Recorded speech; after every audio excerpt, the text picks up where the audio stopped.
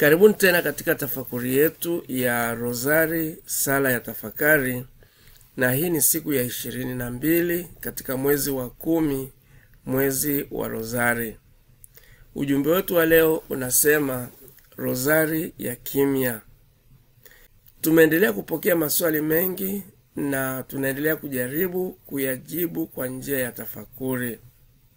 Sasa mojawapo ya maswali ambayo tumeyapokea hivi punde ni je, mtu akisali rozari kimya kimya ni sawa na kusali kwa sauti? Jibu ni kuwa hakuna tofauti ya sala ya rozari ya kimya na ile ya kusali kwa sauti. Ni kama ilivyo pia kwa sala ndefu na sala fupi. Sala inaweza kuwa ndefu kama ile ya Suleiman wakati wa kuwekwa wakfu kwa hekalu, ambayo tunaisoma katika Wafalme wa Kwanza sura ya 8.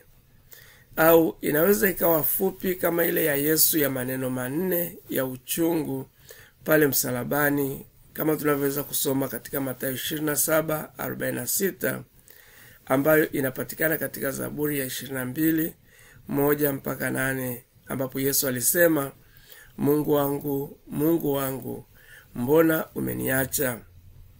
Lakini sala ndefu na sala fupi zote ni sala.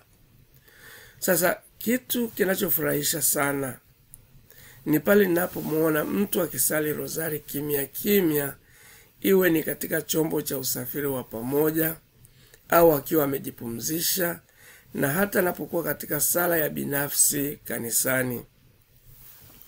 Ukimtazama mtu anayesali rozari kimya, hakika utafurahia utulivu anakuwa nao, huku vidole vikivuta punje za rozari moja baada ya nyingine. Jambo hili lilikuwa likinifurahisha tangu nikiwa mdogo hata leo hii. Hakika nikimwona mtu anayesali rozari kimya kimya inanipa hamasa sana. Mtu anayesali rozari kimya kimya anakuwa katika tafakuri ya hali ya juu, hata katika mazingira yasiyokuwa ya kimya. Hii ni kwa sababu mtu anavutwa na kuzama katika sala na kusahau kabisa sauti, hata makelele yanayomzunguka. Sala ya rozari ya kimya inaweza kufanyika wakati mtu akiendelea na shughuli zake nyingine. Unaweza kuona mtu akiendelea vizuri na kazi zake, kumbe anasali pia rozari kimoyomoyo.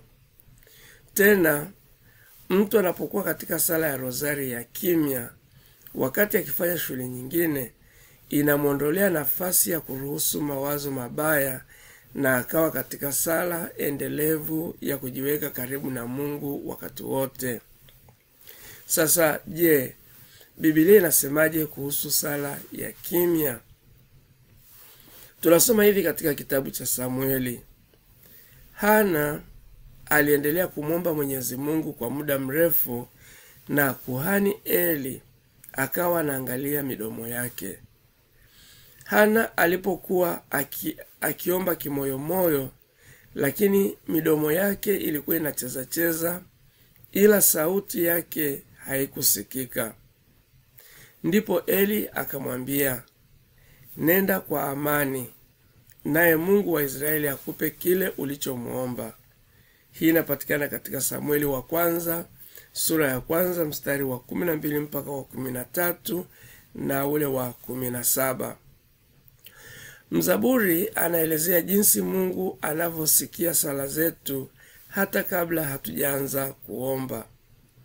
Anasema, Mwenyezi Mungu, wewe umenichunguza, wewe wanijua mpaka ndani. Nikiketi au nikisimama, wewe wajua. Wajua kutoka mbali kila kitu ninachofikiria. Watambua nikienda au nikipumzika. Wewe wazijua shughuli zangu zote. Kabla sijasema neno lolote, wewe Mwenyezi Mungu walijua kabisa. Hii ni Zaburi ya 139 mstari wa 1 mpaka wa 4. Kumbe basi Sala ya kimya inasikika mbele za Mungu sawa na ile sala ya sauti.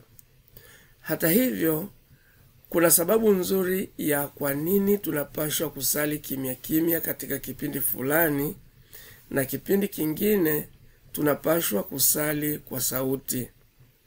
Kwa mfano, Yesu anawaonya wanafunzi wake kuhusu wanafiki wanaopenda kusali mahali pa watu wengi ili waonekane na wengine na kutaka kuonekana kuwa watakatifu.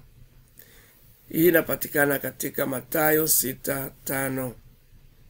Sasa wanafiki hawa hawana maombi ya siri, lakini yule anayempenda Mungu hudumu katika sala ya siri na yuko tayari kusali kwa sauti pindi ifaapo inapotokea. Sala ya sauti ni pale inapokuwa shirikishi, hasa pale sala inapofanyika katika ibada. Kwa mfano Matendo 2:42 tunaona kitu cha namna hiyo. Sala shirikishi sio tendo la faragha la mtu binafsi, bali ni shughuli ya pamoja. Ni vyema kushiriki katika sala ya pamoja kwa sauti na maelewano na sio kwa makelele yasiyokuwa na maelewano. Tunaposali kwa sauti pamoja, sala ya pamoja, mfano sala ya rozari, tunatiana moyo na kujengana. Kumbe basi tunaweza kusali kwa kimya wakati unaofaa kusali kwa kimya na kusali kwa sauti wakati ufaao kusali kwa sauti. Tumsifu Yesu Kristo.